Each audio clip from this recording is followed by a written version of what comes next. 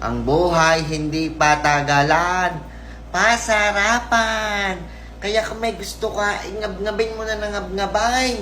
At kung ikaw lang din naman may kwarta, ay iyong gastusin.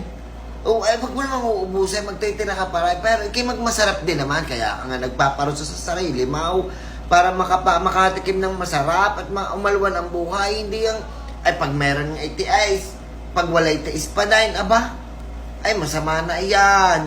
Ay magmasarap ka. Oo, gusto mo magkapay, gusto mo kumain ng masarap, gusto mo mag-travel at may kwarta ka. Pag masarap mo! Ay paano baka mamaya bukas kahit hindi na magising at makutap-tapan ang mundong itaw? Ay naku pa, ay nautas na ng walang pahisas, hindi na nakatikim ng sarap sa buhay.